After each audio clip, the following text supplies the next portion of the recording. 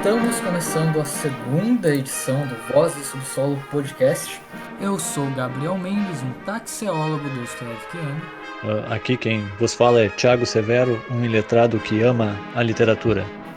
E, como dita na edição anterior, dessa vez estamos aqui para falar sobre O Processo, de Franz Kafka. Uma leitura que foi arrastadíssima. Uma leitura pesada. Perdurou bastante tempo, né? Até esse podcast era para ser mais cedo, teve algumas complicações, uns adiamentos. Sim. Era para ser começo de janeiro, acabou sendo final de fevereiro. Mas estamos aqui, isso é o que importa, né? Mais tarde do que nunca.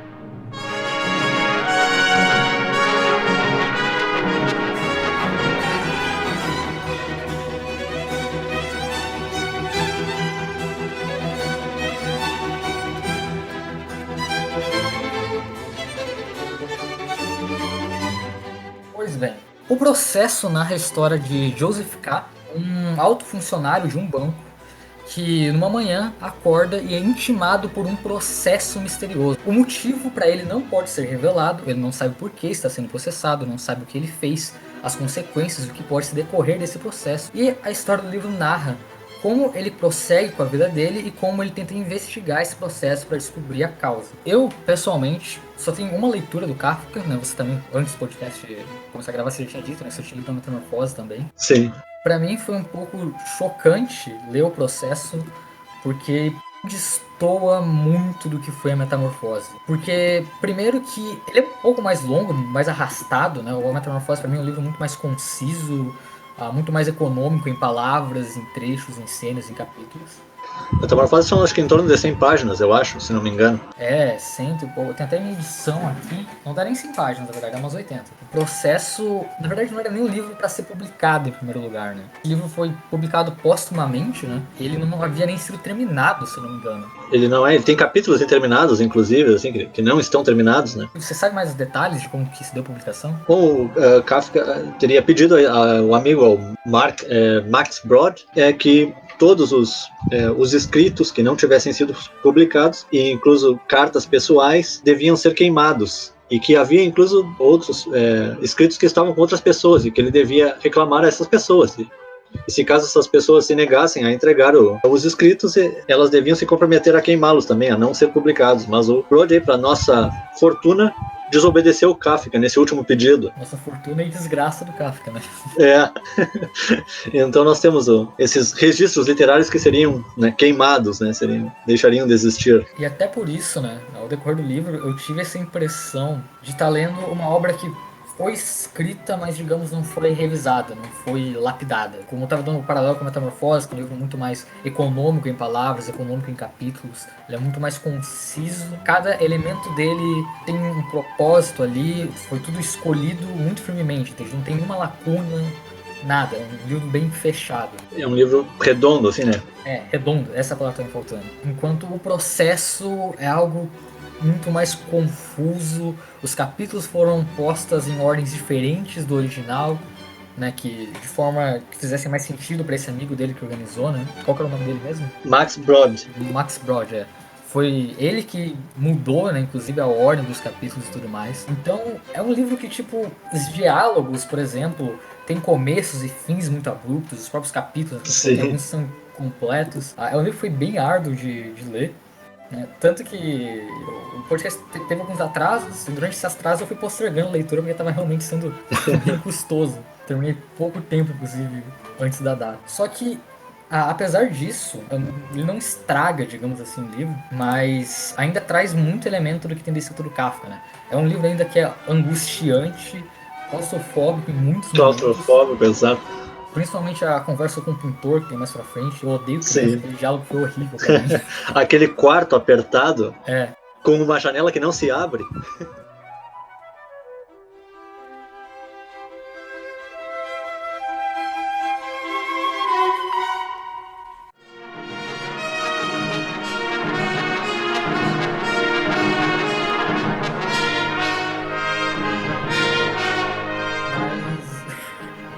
Mas bem, vamos começar então do começo, dos primeiros momentos.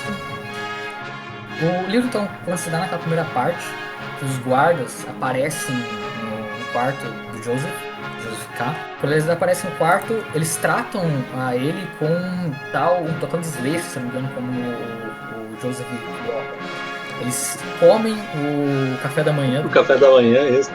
E só uma coisa, Gabriel, antes dessa entrada, assim, essa abertura eu achei fantástica, cara, essa frase verdade. de abertura. Eu vou até ler aqui, eu tô com... Alguém devia ter contado mentiras a respeito de Joseph K., pois não tendo feito nada de condenável, uma bela manhã foi preso. Essa abertura eu achei fantástica, cara, É outra coisa, né? O Kafka ele tem esse domínio de começar as histórias do melhor jeito possível, né? A Metamorfose também carrega muito disso, né? Sim. É um dos começos mais famosos de toda a história da literatura. Né? Quando certa manhã Gregor Samsa acordou metamorfoseado num monstro. Exato. Que é essa questão que o Kafka tem de começar as histórias no clímax, né? Desenvolvê-las no anticlímax. E ele é pego de surpresa por esses inspetores mesmo, como tu diz, assim, né? Ele tá em pijama ainda, praticamente. Ele se sente até um tratamento meio desleixado. Ele julga eles não terem o conhecimento, não serem ninguém do alto escalão lá dentro.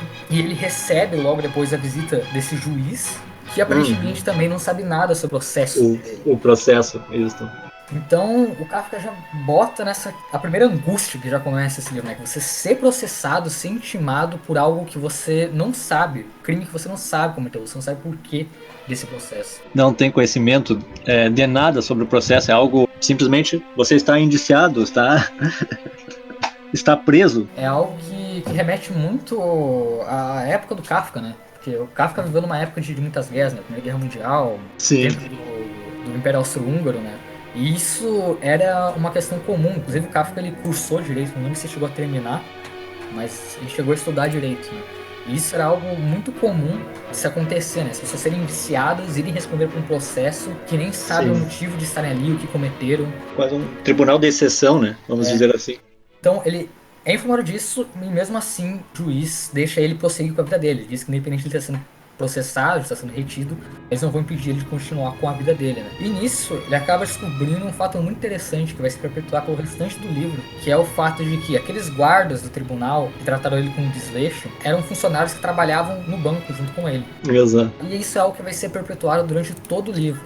O Joseph K. vai a todo momento se encontrar com pessoas que pertencem ao tribunal, pessoas que ele menos esperam, pessoas que ele sempre julga de maneira errada, de uma forma ou de outra estão conectadas com o tribunal. E eu acho também, agora voltando ao nome assim dele também, é K, porque ele é um personagem de uma certa arrogância, por ele ter um cargo importante no banco, né? E aqui talvez eu veja com essa omissão do sobrenome, só a inicial, talvez seja como para reduzir um pouco, baixar essa aura de pessoa importante. É interessante também K de Kafka, né? K de Kafka também, claro, remonta, leva ao autobiográfico, né, vamos dizer assim. Existe uma HQ, né, uma história em quadrinhos da interpretação para HQ dessa história, e o Joseph K. é representado com o próprio Kafka nessa HQ.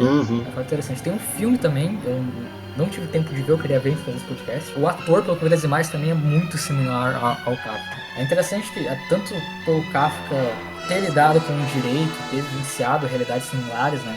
Eu imagino, e até uma teoria que eu vou desenvolver um pouco mais pra frente, simulando algumas questões psicológicas dentro do livro, existe um tom autobiográfico nos momentos desse livro. Mas o interessante desse primeiro momento, quando ele descobre sobre a procedência desses guardas, é que aos poucos esse tribunal vai se ilustrando como um grande leviatã. Os tentáculos dele estão inseridos em toda a parte da vivência do Joseph. E é um labirinto, assim, a justiça é um labirinto, né? Sempre aquele espécie de cortiço e aquela atmosfera opressora. Sufocante, isso, os corredores são estreitos, apinhados de gente. É uma grande crítica também à burocracia, né? Porque tem tantos procedimentos e tu nunca sabe sobre o que o processo é, afinal, sobre qual a razão, né? Eu já li até um comentário de alguém, né? Às vezes você é indiciado com um processo, você vai pesquisar e tá em outra língua, que é o juridiquês. Você não entende nada, você vai para um fórum tentar descobrir o que está acontecendo, você descobre que tem a vara da família, a vara do adolescente, a vara da saúde, 30 mil varas, você não sabe o que você está fazendo, ninguém consegue te informar direito as coisas. E que é algo bem presente na realidade do Brasil também. Sim, do sistema judiciário inchado, oneroso, assim, e também a demora para as coisas se resolverem, né? O que deveria ser para solucionar problemas, solucionar conflitos, parece que gera mais problemas. Exatamente. E é interessante uma outra questão, que daí, logo depois disso, né, ele vai pro trabalho dele, tenta continuar vivenciando isso, pensando em como lidar. Ele já se julga inocente, ele não vê crime algum que ele possa ter cometido, nenhum motivo para ele estar sendo cometido por esse processo. Então ele começa a lidar com esse processo com certa arrogância, né? Ele começa a simplesmente ignorar isso dentro da vida dele.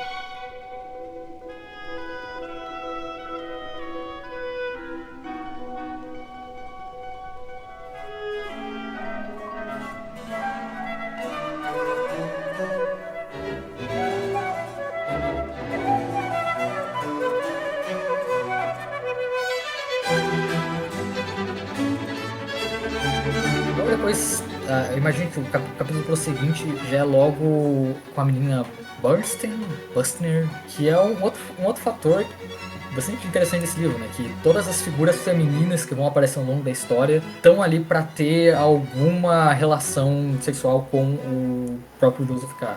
Ele vai sempre se embarcando, ou eles se embarcam, ou elas se embarcam dentro dessa relação. E também o fato dela, da história dela, porque também o interrogatório é no quarto dela, mostra um certo improviso dessa justiça, né? Exatamente. Um certo improviso, que eles tiveram que usar um quarto que era da pensão que o K morava e estava ocupado por outra pessoa. E foi utilizado enquanto ela estava no trabalho. Até não levanta a questão se até mesmo a própria garota não também fazia parte do tribunal, já que tudo à volta Sim.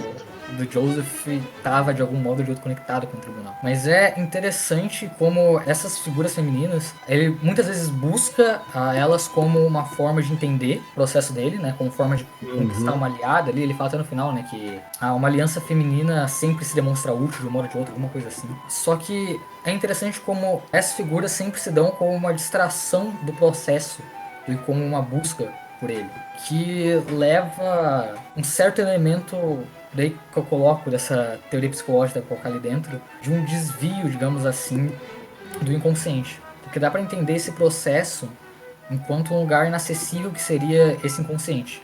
Então sempre quando a situação dá certo peso, que é, por exemplo, quando ele se encontra mais pra frente com a garota no julgamento, pregada do advogado, a própria menina Burstyn, que o fato se dá na noite do dia que ele é acusado, né? Sim. Todas essas questões dão sempre como um desvio dessa busca que ele tem por esse processo. E esse processo pode ser entendido enquanto inconsciente, que é um lugar que é desconhecido e é inacessível para nós enquanto consciente. Essa questão do tribunal está em todos os, como vou dizer, a própria imagem, quando tu fala do pintor, lembra que o pintor ele pinta uma mescla da justiça, da deusa da justiça, da vitória e da deusa da caça, né? E, ou seja, essa justiça está sempre cercando ele, está sempre caçando, né? Parece uma... Não, era a deusa da vitória, se não me engano. Ela mescla as três, assim, a figura que o pintor mostra para ele mescla as três. A da justiça mesclada com a da vitória e com a deusa da caça, que mostra, assim, parece que uma inversão da presunção de inocência, vamos dizer assim. Na verdade, todos são culpados até que se prove o contrário.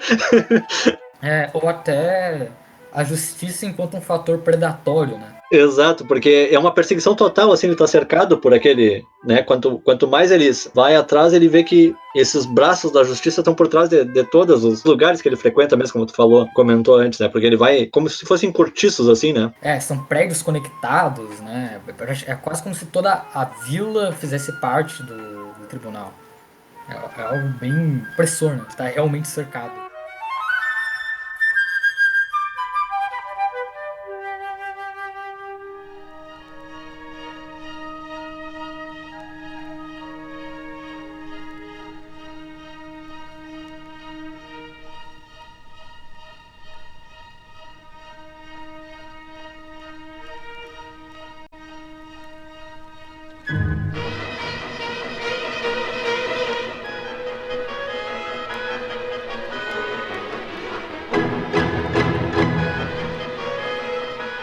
Se dá essa conversa, então, com a garota Burnster, onde tem a primeira relação. Aí logo depois é o julgamento, correto? Exato. No domingo seguinte, né? E é um negócio interessante, porque ele recebe a intimação para ir para esse julgamento, só que não fala aonde o lugar é. E nem a hora. Fala somente que ele tem que comparecer o domingo de manhã.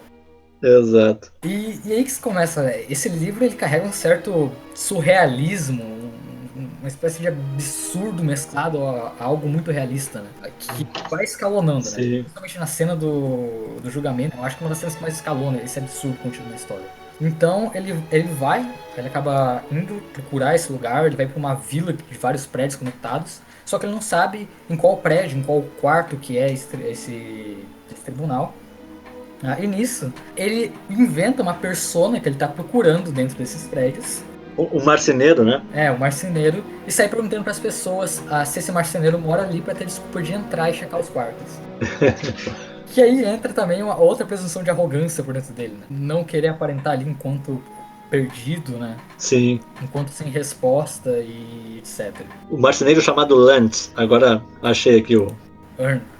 Ernst? Lantz. Marceneiro chamado Lantz.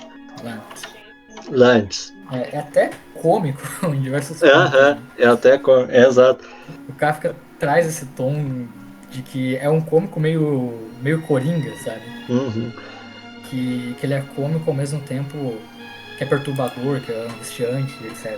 E quando ele então chega até ele acaba encontrando, né, no meio dessa peripécia e se demonstra mais um dos absurdos de Kafka aí, né? O lugar é totalmente estranho, né? É a casa de um procurador, né, que é usada como tribunal, né? E depois depois que acaba as sessões, eles realocam os móveis todos. E é um lugar ainda totalmente inóspito, né? O teto é muito baixo, as pessoas têm que ficar curvadas para ficar ali dentro. E quando ele chega ainda, ele recebe a notícia de que ele está 1 hora atrasado. Sendo que ele não sabia nem o horário que deveria chegar, né? Sim, 1 hora e 5 minutos, né? Pra ser mais detalhista, né? E o estranho é isso mesmo, dessa intimação, que é uma intimação que não tem informação nenhuma e assim mesmo é cobrado um certo rigor, né? Que é no caso da pontualidade, né? Que não, embora a intimação em si não indicasse nem o lugar, nem a hora que começaria. E é uma presunção existente até no meio jurídico atual, né? Espera-se que os civis saibam muito mais que devem saber, né? Sim. E quando ele chega, ele é recebido também com uma salva de palmas, né? Exato, dos grupos ali de anciãos, assim, que estavam curvados. Que nem para ele era dirigida, né? Essa salva de palmas. Que nem pra. Exato, que nem. Só que na arrogância de Joseph, ele acaba interpretando enquanto para ele. Ele acha que está arrasando ali dentro. Né? Sim. E daí é onde ele dá aquele discurso dele, que ele também sai de lá achando que teve algum sucesso de alguma maneira contido ali dentro. Pela reação do pessoal, né? E uma cena totalmente surreal que tem aí dentro também é a da dona da casa e do jovem estudante de direito, né? Que tem uma relação sexual no meio da sessão, né? Ali do julgamento. Que mostra também o despropósito para com o tribunal, né? Exato. Essa cena é muito hilária, assim, até por isso mesmo. Mostram toda essa questão de o tribunal não ter, ao mesmo tempo que cobra uma certa rigorosidade, ninguém tem o devido respeito, vamos dizer assim, né? Não tem essa questão, né? Inclusive é a dona da casa que tem esse amante, que é o estudante de direito, que ela é esposa de um promotor, né? Que é absurdos atrás de absurdos desse calor. Pra mim, eu acho que essa é uma das cenas que mais ilustra pra mim. Ela define o tom de como vai ser essa história, né, a partir dessa cena. Que é kafkiano. E ele acaba saindo desse julgamento, né, achando que de alguma maneira ele se saiu bem. Né? Sim. Pelo contrário, ele não tem total noção do que está acontecendo aqui ambiente. Né? Durante toda a história, ele tenta passar esse tom de quem tem domínio da situação, né? De quem tem consciência do que está havendo, quando na verdade algum fator sempre gira o mundo ao contrário. Né? Até porque todo mundo sabe do processo, só ele que não, né? De alguma forma, todas as pessoas que se relacionam com ele lembram ele desse processo. E é interessante realmente de volta essa correlação que existe aí, que é essa impotência do homem perante o inconsciente, né? O inconsciente sendo ilustrado enquanto esse tribunal. Ele tem essa presunção da racionalidade, né? Por isso que ele se demonstra arrogante, ele sempre quer demonstrar que tem o domínio da situação, que entende o que está acontecendo, quando na verdade o nosso consciente não tem nem como ter o total conhecimento do que ronda pelo inconsciente. Né? Então existe essa metáfora, essa interpretação, né, enquanto tribunal ser o inconsciente, essa história ser uma história sobre a impotência do homem perante a sua própria mente. Né? Sim, até tem uma parte que ele fala ali, né, que ele tenta. Nesse mesmo discurso, aliás, na sessão ele diz: só será um processo se eu o aceitar como tal, né? Ou seja, ele tentando negar esse processo que pesa sobre ele, né? Mas na verdade que ele nunca consegue fugir, porque cada personagem que ele vai cruzar pelo caminho vai lembrar ele: tu tem um processo assim, dessa natureza. As pessoas que ele menos espera, de algum modo ou de outro, sabem o processo dele.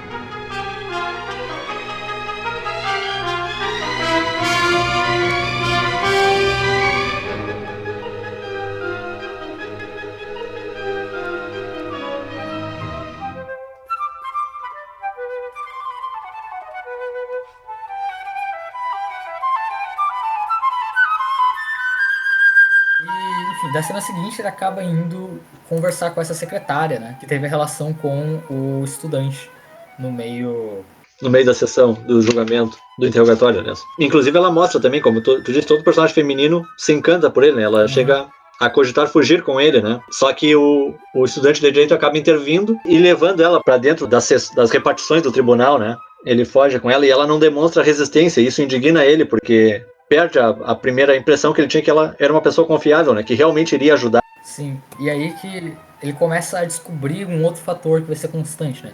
Que todos os membros do tribunal são corruptíveis de uma forma ou de outra. Uhum. Ele vai se decair sobre diversas cenas que vão demonstrar isso de uma forma ou de outra, que existe alguma imoralidade, alguma corrupção envolvida ali dentro.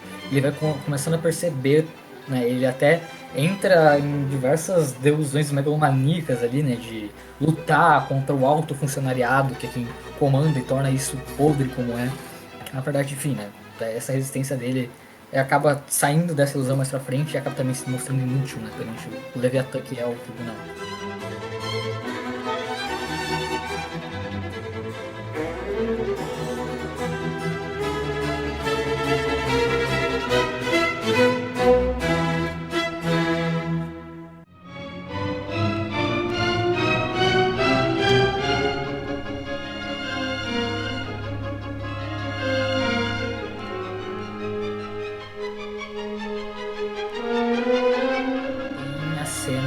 Das repartições, né? Quando ele vai com exato. o marido da secretária.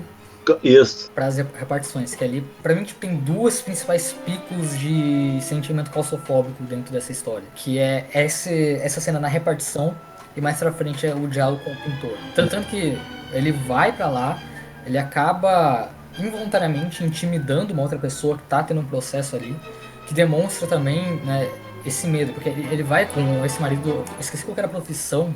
É procurador, se não me engano, procurador. Eu tava dizendo promotor, mas eu digo procurador. Ele vai então com esse procurador para as repartições e lá ele acaba travando certo diálogo com outras pessoas que estão sendo processadas ali dentro. E sempre quando ele toca no assunto do processo, ele sempre tem que demonstrar uma segurança e naturalidade com o processo, enquanto esse assunto é extremamente sensível para os processados. Nessas repartições, lembrando, né, é um corredor estreito, uma clarabóia muito acima, né, ou seja, entrando pouca luz, uma atmosfera pesada, né?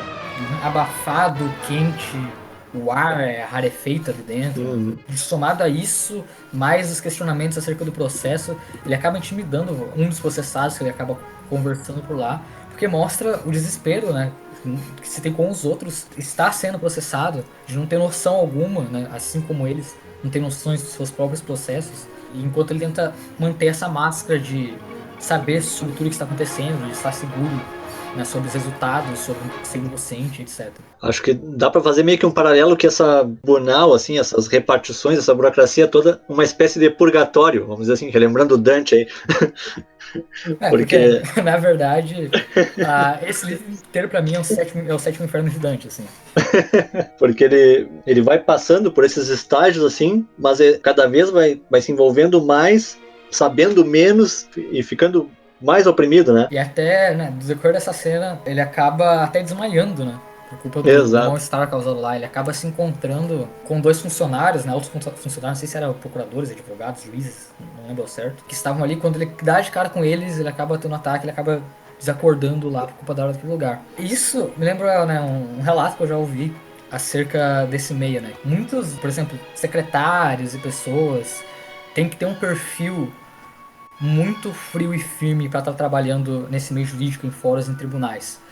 porque a gente viu diversos relatos de pessoas que, de travar um diálogo com um advogado, simplesmente tinha um colapso, assim. De uma juíza que falou sobre isso, de que uma das funcionárias dela, de um olhar que recebeu do advogado, ela teve que passar os documentos e ir para um quarto chorar. Simplesmente dessa aura de poder e intimidação que existe dessas figuras da lei, entende?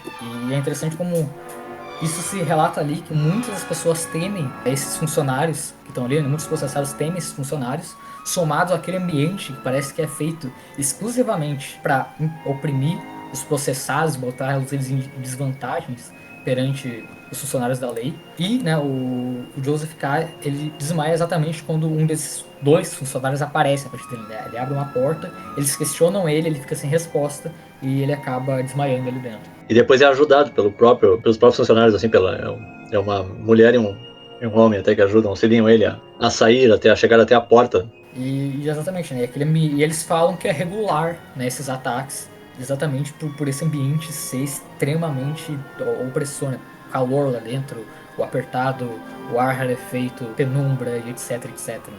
Somado a essa presença dos funcionários da lei.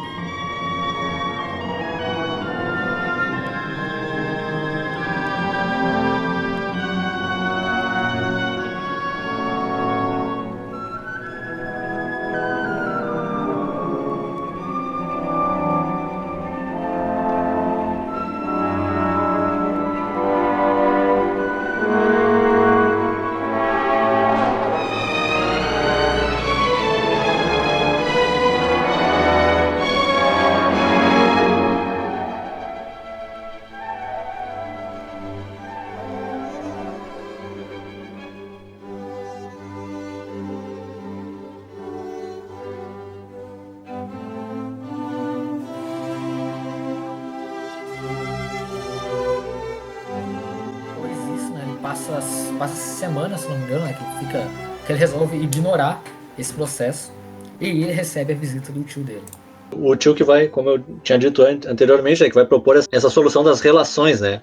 Ele diz que um advogado bem relacionado e que pode resolver, cuidar do caso com as devidas ações que são necessárias, né, para encerrar o processo. E também, curiosamente, a casa do advogado é um ambiente também totalmente sombrio. O advogado, ele tá doente, né? Eles chegam, é outra coisa surreal também, porque eles batem na porta e a princípio não queriam nem atender, né? Por causa que o advogado, ele tá acamado, né? Ele é representado um velho acamado, doente, que está sempre no quarto e recebendo esses clientes que têm os processos similares ao do K, né? Do Joseph K, né? E toda a atmosfera é tão sinistra que até que no quarto eles nem repararam quando falavam que tinha se não me engano, era um juiz, né, que estava no canto do... Que é mais um absurdo, né? Tinha uma pessoa escondida nas sombras. Na sombra, exato. Porque eles estão à luz de vela no quarto escuro do advogado e tem essa cena surreal, assim, que aí descobrem esse juiz nas sombras, assim, né? Que traz esse caráter de Leviatã, Tribunal de Volta, né? Ele tá em todo lugar, inclusive exato. Nas sombras. E aí, de novo, aí entra outra personagem feminina, que é a Lene, a enfermeira do advogado, uma espécie de enfermeira empregada ao mesmo tempo, que ela também se encanta com o K, né? E o curioso é que ela se encanta com ele, mas ela se encanta, na verdade, com todos os clientes por todos os clientes do advogado, né? O próprio advogado acaba admitindo isso depois, que isso é uma esquisitice que ela tem de achar todos os acusados atraentes. E se eu não me engano, ela trabalhava no tribunal também, né? Exato. Chega um momento que, né, você suspeita até se coisas inanimadas não são infiltradas do tribunal dentro dessa história. E se revela de volta, né? Enquanto uma distração ou um alívio do que está havendo do processo.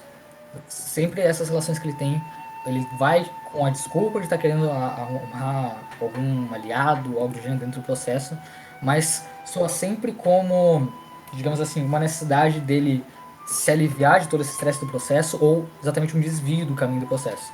Nunca leva ele à frente de alguma informação dentro do processo, essas relações que ele trava. Isso também mostra uma hierarquia, né? Porque, por exemplo, ele não tem acesso a muitas coisas do processo, o advogado tem acesso a poucas coisas, os juízes que julgam têm acesso a algumas coisas a mais que o advogado dele, e aí tem o tal tribunal superior, que ele se refere sempre, né, que é inacessível, né? É o alto funcionariado.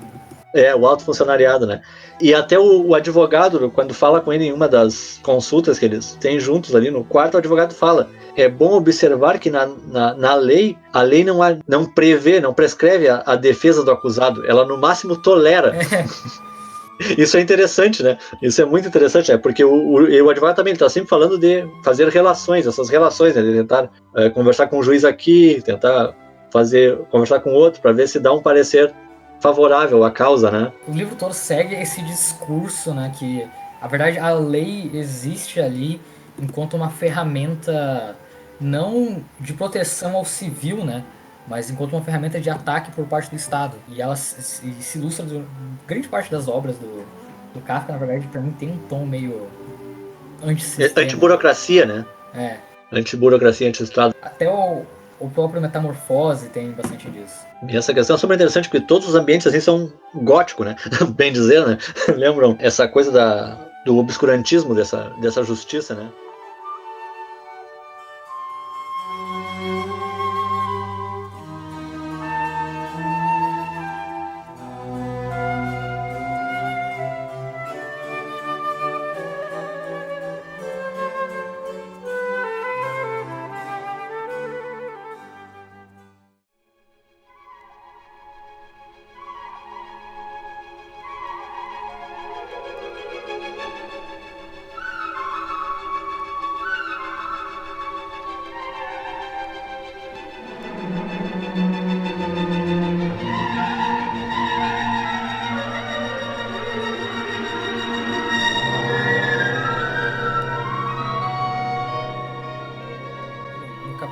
Seguinte, então, ele acaba se encontrando com um industrialista.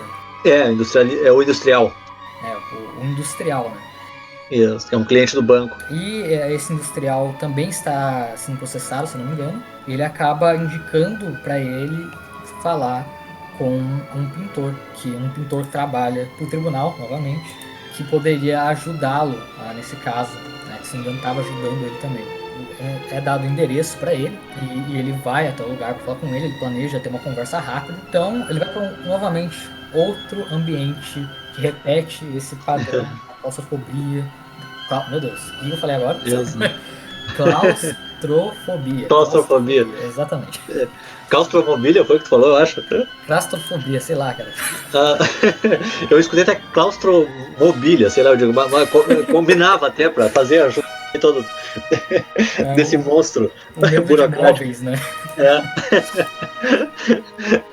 Enfim, ele vai para esse outro ambiente onde ele encontra crianças com aparências, não sei, bizarras. Um pouco. São crianças assim, bem estranhas, e o comportamento é estranho, assim, as crianças são agressivas, porque importunam ele durante todo o caminho da escada, né? Agressivos talvez, mas tinha algum elemento sobre a aparência delas também que... Tinha uma que era corcunda. Isso, exatamente, uma corcunda e que era a mais saliente, assim, né? Que era a mais saliente de todas, né? Exatamente, e ele acaba, de novo, como não dá desculpa que tá ali pelo processo, que não está perdido, ele pergunta se ele está ali porque ele quer que o pintor faça um retrato dele. Exato. Assim como quando ele foi pro julgamento, ele deu a desculpa que estava procurando essa persona imaginária. E essa questão aí do retrato também, né? Que lembra que a ligação do pintor com o tribunal era essa. Ele retratava inclusive na casa do advogado, ele tinha visto um quadro de um juiz e era um quadro que essas pinturas desse artista representam bem essa megalomania, né? Dos magistrados, né? De se verem como semideuses, né? Porque eles de não serem, né? De não serem, porque ele fala, até quando ele está falando do quadro, ele é bem mais baixo do que está no quadro, mas os seus superiores permitem que a gente o retrate assim, né? Ou seja, para dar essa imposição de autoridade, né? Essa aura. Faz, né, paralelo com exatamente a atualidade, né? O poder que os juízes muitas vezes acham, tem quantos casos de abuso de autoridade que existem juízes, etc. Exatamente por essa sensação de terem basicamente domínio sobre o futuro da vida das pessoas, né? Serem intocáveis, né? De estarem no Olimpo. Em muitos casos, por exemplo, de juízes que muitas vezes acabam cometendo esses abusos, o máximo que chega a acontecer é eles se aposentarem. Serem Sim, aposentados do cargo. a aposentadoria é compulsória, né? Ganhando o mesmo salário astronômico, né? Acabou com a vida do cara. Então existe paralelo até muito com a realidade do Brasil em específico. E uma coisa interessante aí nesse ponto também é que esse próprio pintor, quando o K pergunta como ele veio, tem essa influência no meio dessa justiça, ele relata que ele herdou essas relações do pai, né? Que o pai dele foi pintor, cumpriu a mesma função dele, pintar os magistrados, os juízes, etc. Ou seja, é tudo por conchavo nessa justiça, de forma corruptível, né? E aí ele fala que ele é o único que pode ter esse contato com a justiça da onde ele está, porque ele tem as anotações do pai dele de como deveriam ser pintados os juízes, e só ele sabe. E mesmo que roubem esses escritos, ele sabe de memória, né? Então ele tem mais ou menos a posição dele assegurada, né? Primeiro que esse capítulo, eu tive um ódio especial porque eu não me dou bem com criança e as crianças desse capítulo São insuportáveis. Durante todo o diálogo que ele trava, alguma interrompe, alguma tenta entrar, alguma faz barulho, começa a falar com o pintor por detrás da porta. Fizeram a cópia da chave da casa do pintor, lembra? Atazanam o pintor o tempo inteiro. Isso, que às vezes ele diz, chega e tem uma embaixo da cama, escondida. Pra mim isso é um cenário de terror, cara. Sim. Você dormir e ter uma criança embaixo da sua cama. Eu tenho um ataque cardíaco, sinceramente. Eu tenho um ataque cardíaco. Essa é boa. E assim, a criança sempre importunando e diz que não pinta ele porque ele é muito feio, não sei, começa a gritar na... né? E até, né, eu tava comentando comigo que, inclusive, né, Gabriel vulgo, meu xará, Gabriel vulgo Leviosa, né, se você tá ouvindo aí, eu cumpri sua promessa. Faz acho que 1 ou 2 anos que eu indiquei Kafka pra ele ler. Ele comprou um box de 3 livros. Entre eles o Processo, e ele ficou comentando o processo e ficou falando pra mim, eu prometi que ia ler, faz 1 ou 2 anos que eu prometi que eu ia ler esse livro. Então, saiu então, a leitura. Depois de 1 ou 2 anos eu cumpri essa promessa. E eu tava comentando com ele também sobre esse trecho em específico, né? Que é um dos trechos que vai escalonando cada vez mais, forma como, sabe, o quarto parece estar ficando pequeno, vai ficando apertado cada vez mais. Tá aquele calor insuportável, ele tira o sobretudo dele. Ele é acomodado numa cama e o pintor empurra ele para ficar entre os lençóis e cobertores, para ele se sentir mais quente ainda. A janela não abre. Então, sabe, a cada parágrafo que vai passando, o Kafka vai acrescentando um elemento a mais, vai te fazer se sentir mais incomodado nessa cena. Sim. Não, eu digo, nessa questão aí, até o que parece ser pro conforto dele, porque ele coloca... diz pro Kafka ficar à vontade na cama, mas a justiça tá na cama até, porque ela sai, a porta de trás da cama sai nessas repartições da justiça, né? Ou seja, é um falso conforto, uma falsa que o pintor oferece. E o pintor vai dando para ele soluções também igualmente corruptíveis, né? Exato, as maneiras de ter as absolvições. E ele também já empurra para ele que se ele está sendo processado é porque ele é culpado, de uma maneira ou de outra, né? Porque ele sempre, o Joseph K. sempre andava com essa presunção de que não, você é inocente, não, nada aconteceu. E o pintor já empurra isso pra ele, não, se você está sendo processado, que alguma coisa você fez. O que, de novo, pra mim não demonstra tanto o que ele pode ter feito, mas a inevitabilidade do tribunal, né? Independente do que você fez, quer dizer que você fez. Porque se você está sendo acusado, é porque você o fez. Exato, porque há pessoas que são, entre aspas, competentes para dizer o que você fez de errado, né? Mesmo que tu ache que não tenha feito, se eles dizem que você fez, é porque você o fez. Exato, até tem uma fala bem lá no início, hein, voltando só de novo, do primeiro inspetor, aquele que vai no quarto da Birchen, que ele fala, o fato de não conhecer todas as leis não significa que tu não tenha infringido uma... Exatamente, e as leis, enquanto estando em outra língua praticamente, exato, tornam impossível o acesso à compreensão. E isso também nos faz pensar também, isso aí, pelo menos a mim me fez pensar também nisso, né? Porque tu imagina se tu pega, sei lá, um Vademecum da vida, que é um resumo da calhamaço de sei lá quantas mil páginas, né? Ou seja, é praticamente impossível que a gente não esteja violando algo em algum momento. Porque não tem como saber todas aquelas arbitrariedades, né? Enfim, perdi o ponto. Estamos no pintor aí. Aí quando o pintor lembra? Depois o pintor vai dar a saída pra ele, né? Sai por outra porta por causa das crianças, né? De novo, crianças são diabretes travestidos de humanos. E, inclusive essa porta vai sair de novo nas repartições do tribunal, né? Ou seja, a onipresença aí Do Leviatã. do Leviatã, né? E ele diz, mas como isso? Não sei o que. Porque ele até disse que ele deu uma cópia dessa porta pro juiz e o juiz vinha aí pra ele pintar, né? O juiz que ele pintava saía daí, né? Como paralelo, né? Enfim, né? O tribunal existe ele como Estado, como Leviatã, ou como Leviatã de Hobbes, por exemplo. Exato. Existe esse paralelo.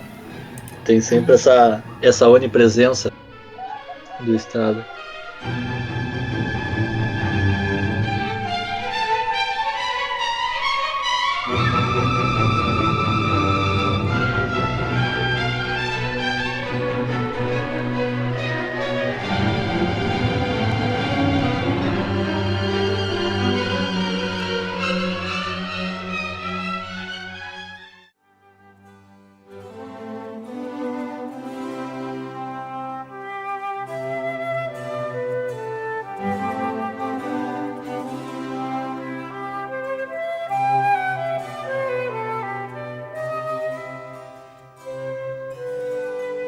E após isso, né, um penúltimo capítulo, se não me engano, agora, que ele é convocado pelo trabalho dele a se encontrar com um investidor, um bancário italiano, Italiano, exato. Isso. para demonstrar a catedral, né, do lugar. Que para mim é um dos capítulos mais interessantes que tem. Ele vai para esse local, ele fica por lá à espera, né, nessa igreja esperando, não aparece. Aparece um padre que começa a preparar um sermão, e esse sermão é destinado a ele. Porque o padre também é um funcionário do tribunal. O padre é o capelão da prisão, se não me engano, ele fala algo do gênero. E durante isso, né, ele conta uma parábola, né? Ah, exato, a parábola do sentinela e do camponês, né? Não, o termo é o porteiro e o camponês. Isso. Ah, depende da tradução, né? Eu tenho, essa que eu tenho. Depende. A minha é tentar o sentinela. Essa que eu tenho. Aqui Tá, eu isso. traduzi como porteiro. A minha edição, no caso, foi da Companhia das Letras. Ah, tá. É a minha do Círculo do Livro. E, enfim, né, ele conta essa parábola que basicamente fala sobre um camponês. Ele quer entrar na lei, que a lei ele tá como um prédio, né?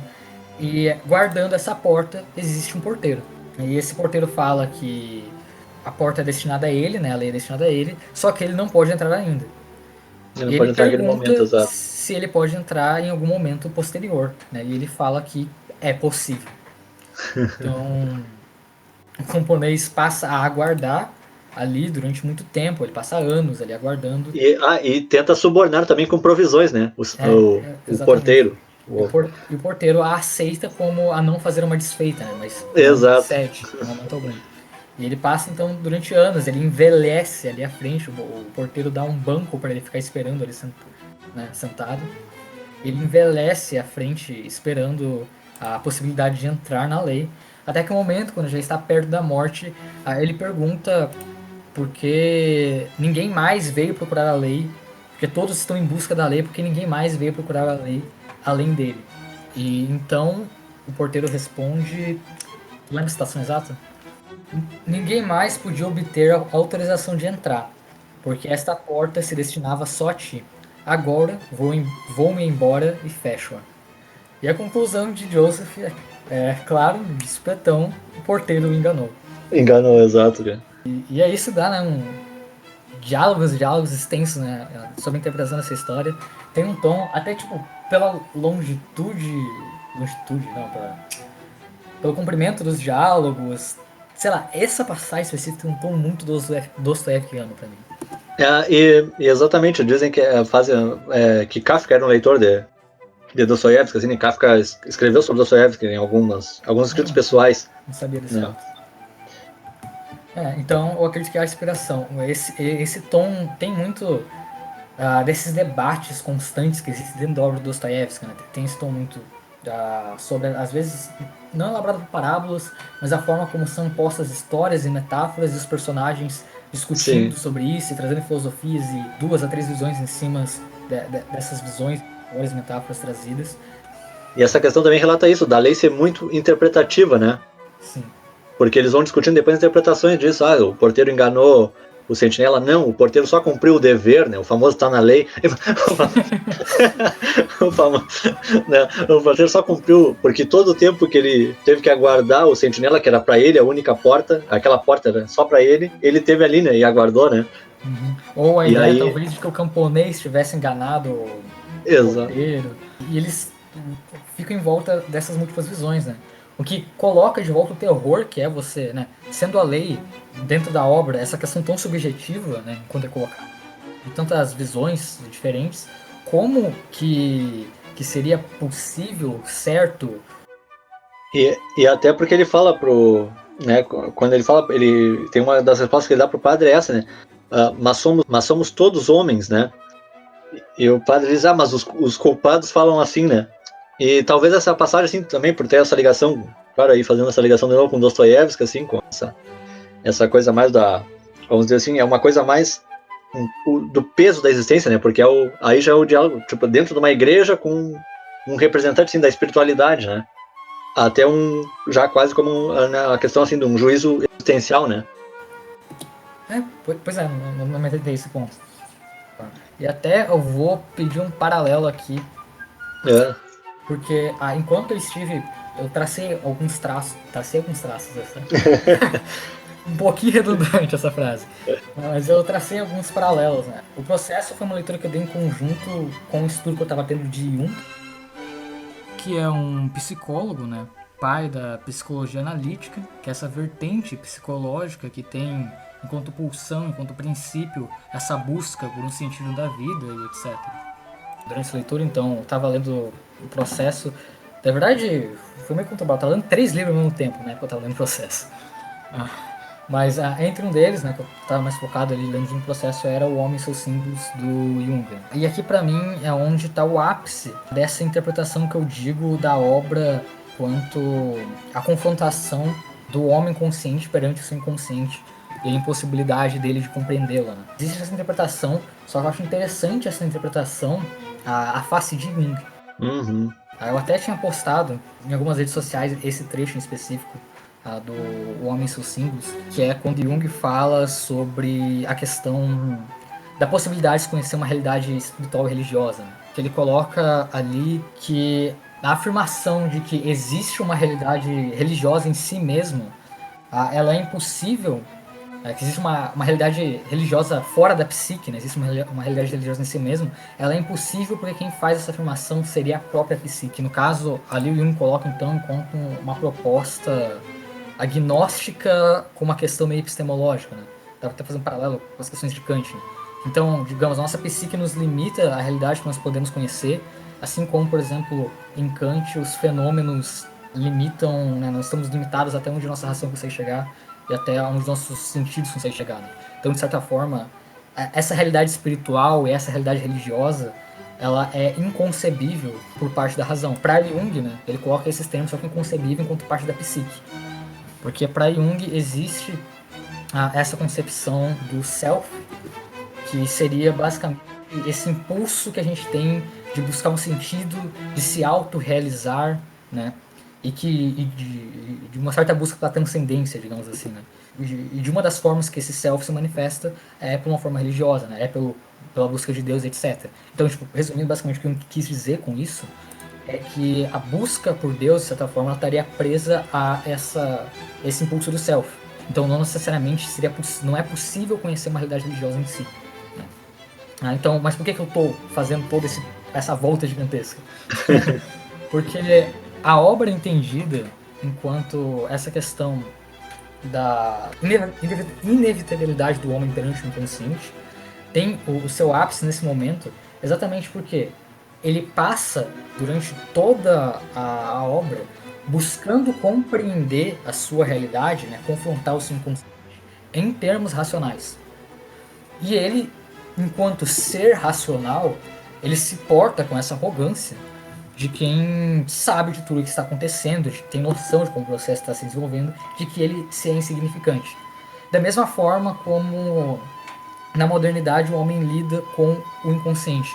A gente vive o limite, o ápice da onde a racionalidade podia chegar, né? Faz temporada que a gente falou sobre razão no podcast passado Sim. do Sonho de Homem Ridículo. Então, ou seja, o homem estando no ápice dessa racionalidade dele, ele acaba ignorando ao inconsciente que lida com questões mais irracionais. Porque a gente deposita todas as respostas em cima da razão, enquanto o inconsciente ele não lida com questões em termos racionais. O inconsciente ele não é algo possível acessar, porque a gente está limitado ao nosso consciente, né?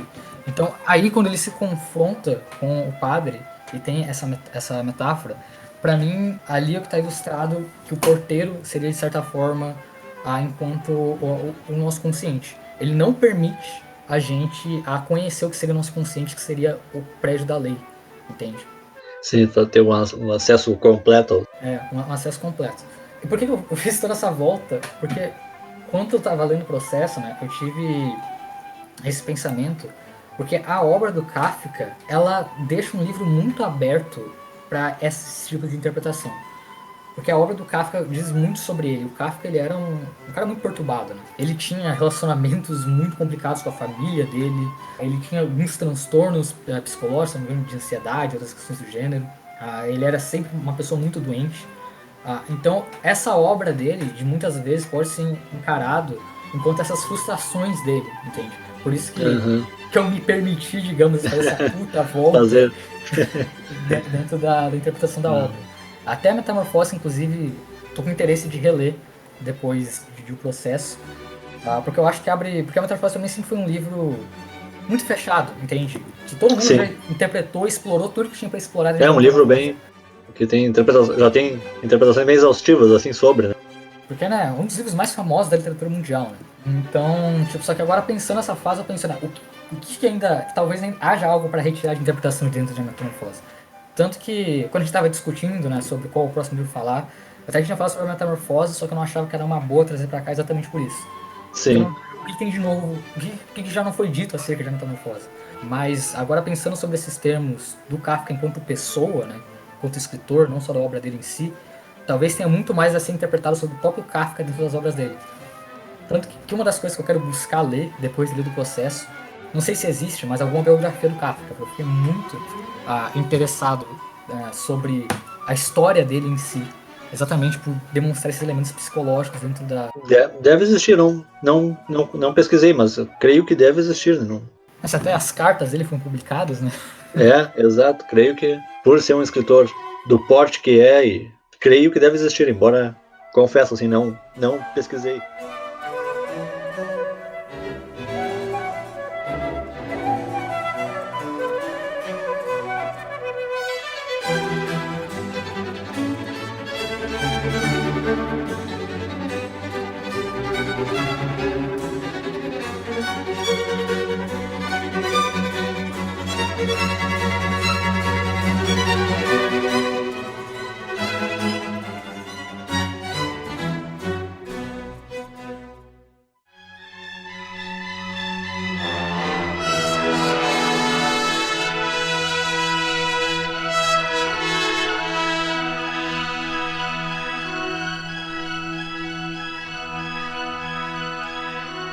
Agora o desfecho, né, que é o derradeiro.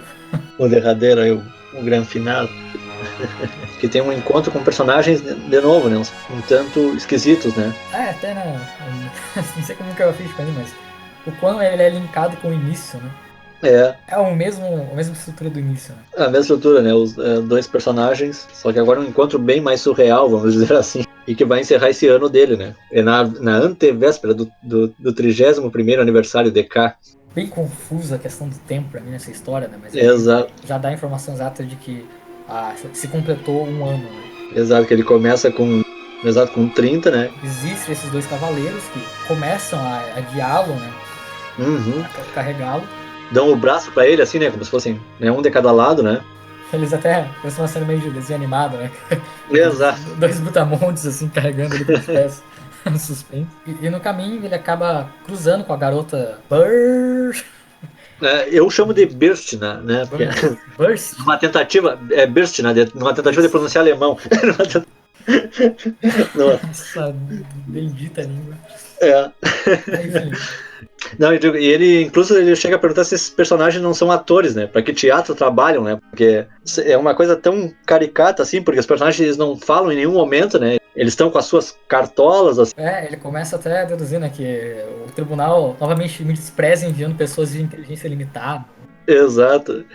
Ele começa a ter isso, essa volta à arrogância, assim, né?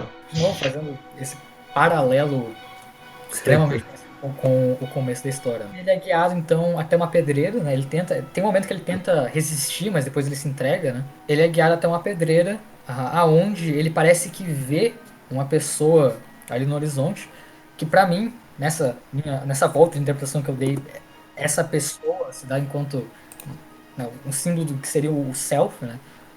Essa necessidade de autocontemplação, de se autocompletar, que ele ignora durante toda a história, buscando botar tudo em termos racionais, dando essa pose de que está tudo certo, né? Ele acha que tem uma salvação, mas aí no derradeiro momento ele recebe uma facada no coração. Ele é imolado, é um sacrifício, né? Literalmente, né? Ele ali é sacrificado e morre, dando fim à história. Um final fechado. Eu pensei que tem um final muito mais aberto. E é uma descrição do sacrifício que lembra bem aquela coisa tribal, assim, né? Porque, tipo, ele é posto sobre uma pedra e recebe a facada no coração, né? E a faca é girada 3 vezes até essa. Exato, é uma coisa bem ritualística, assim, meio tribal mesmo, assim, de...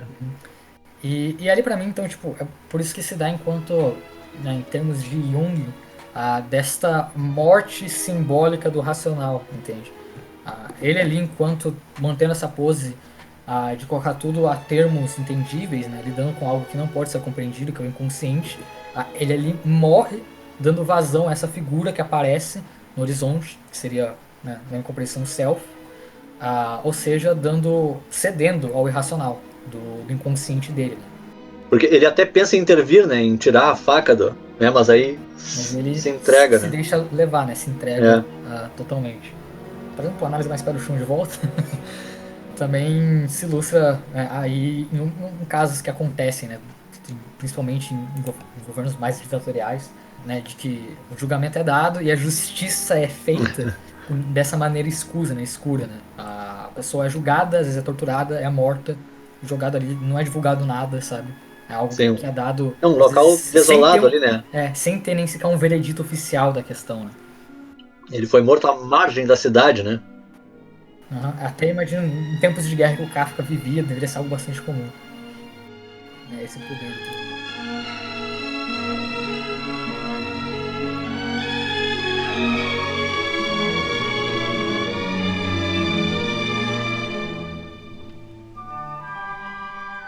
Há algo mais?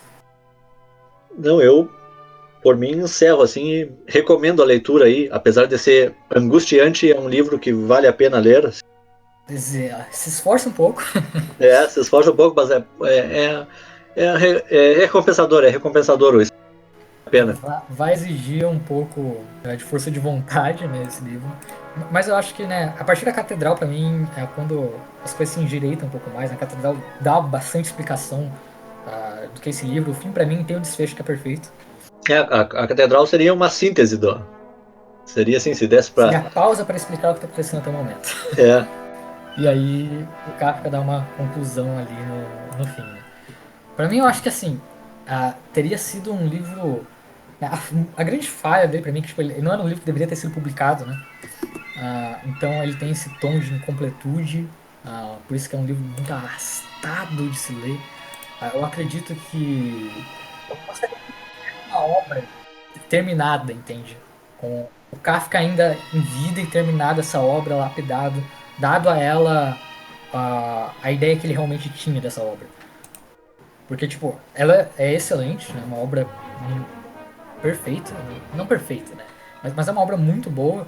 Só que imagina se ela fosse lapidada pelas mãos do Kafka, quão excelente essa obra seria. Né? exato, se ele tivesse tido tempo de terminar, né? De terminar e revisar e enfim, fazer edições. Reestruturar, reescrever, porque até por conta desses diálogos que acabam rapidamente, eu tenho esse sentimento. Sabe quando alguns escritores têm isso, né? De estar escrevendo uma obra muito extensa, então você só está colocando as ideias ali e você não está necessariamente a fluidez e esse sentimento orgânico à sua história, né? Você, tipo, tá simplesmente colocando os eventos que devem ocorrer. Então por isso tem muitas trocas que são muito abruptas, né? Não é uma história fluida como deveria ser uma história completa, finalizada. Tem as transições assim são bruscas. Bem, então, é isso. Não é isso. Encerramos então por aqui. Então esse foi a segunda edição sobre o processo excelente livro de Franz Kafka. Nós temos redes sociais que são postas, se você está vendo pelo YouTube, vai estar na descrição. Provavelmente deve estar aí na página principal do Podbean também. Tem as nossas redes sociais e a rede social do Voz do Subsolo, onde a gente vai estar anunciando todos os livros que vão ser selecionados cada mês para a gente ler. Assim como ser publicado algumas frases, pensamentos nossos enquanto a gente está no processo de leitura desses livros, né? E a gente se vê então no próximo mês. Feito então, até a próxima.